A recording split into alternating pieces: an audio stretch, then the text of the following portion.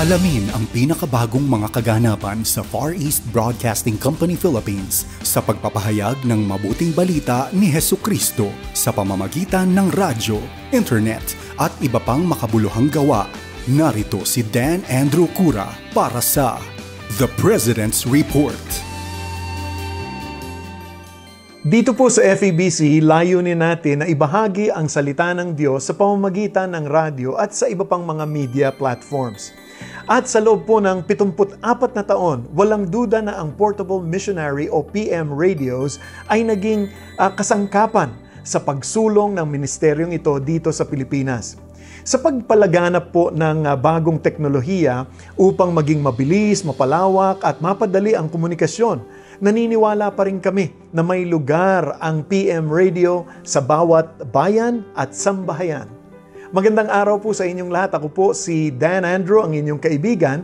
Samahan po ninyo ako sa ating programang The President's Report.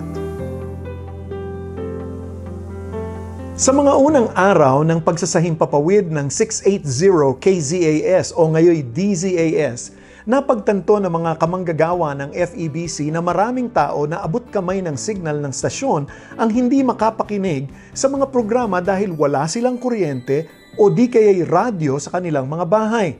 Kaya naman minabuti ng FEBC na gumawa ng mga radyo gamit ang mga material na mayroon sila. Ang mga unang radio box ay inukit mula sa kahoy na kamagong.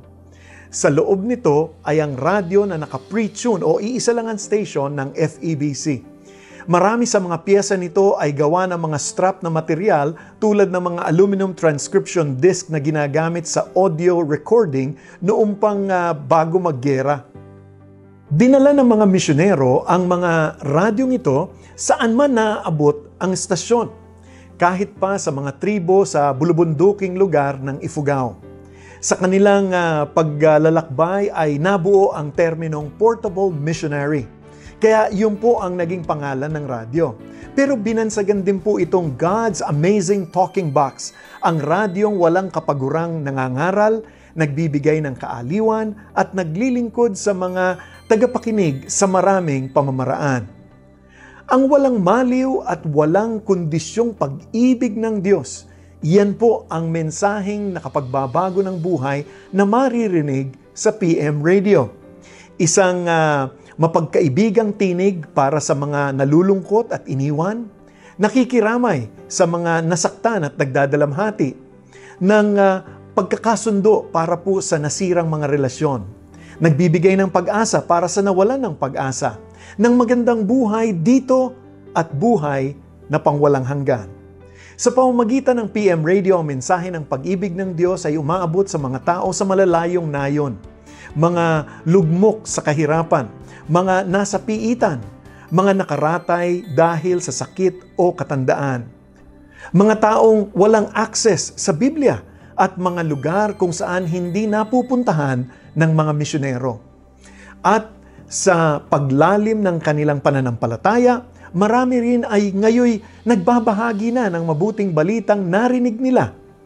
Maraming mga simbahan ang umusbong at nakatayo pa rin hanggang ngayon na nagsimula sa ilang mga tagapakinig ng radyo. Nais ko pong pasalamatan kayong lahat, ang ating mga kaagapay sa inyong napakalaking suporta para po sa ministeryo ng PM Radio ng FEBC Philippines. Mula sa ating panawagan para sa Handog Radio taon-taon, marami na ang nagbigay na tumulong na ipamahagi ang mga PM Radio sa iba't ibang mga komunidad kahit sa kasagsagan pa ng pandemya. Patuloy na ipanalangin ang ating mga PM Radio na plano nating ipamahagi sa mga susunod na buwan. Naway makarating ang mga radyong ito sa mga taong nangangailangan ng pag-ibig at habag ng ating Panginoong Diyos. Naway gamitin ng Diyos ang mga radyong ito upang magkaroon sila ng malalim na pananampalataya sa ating Panginoon at tagapagligtas na si Kristo Jesus. Kung nais mong maging kaagapay sa pagpapalaganap ng Ebanghelyo sa pamamagitan ng PM Radio, abay mag-iwan lamang ng mensahe sa ating FEBC Radio Facebook page o di kaya mag-email po sa amin sa info@febc.ph.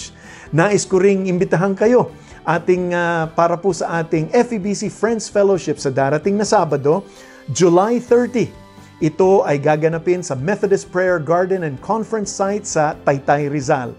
Ang programa po ay magsisimula ng alas 10 ng umaga at lubos naming hinihikayat ang ating mga tagapakinig sa Rizal at mga kalapit na lugar na dumalo, lalong-lalo na po yung mga kabataan na nais maging kabahagi ng ating ministeryo sa pagsasahimpapawid.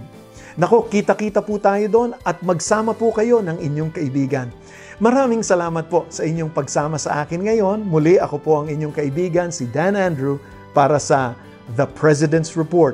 Patuloy po kayong mag-ingat at pagpalain po kayo ng ating Panginoon.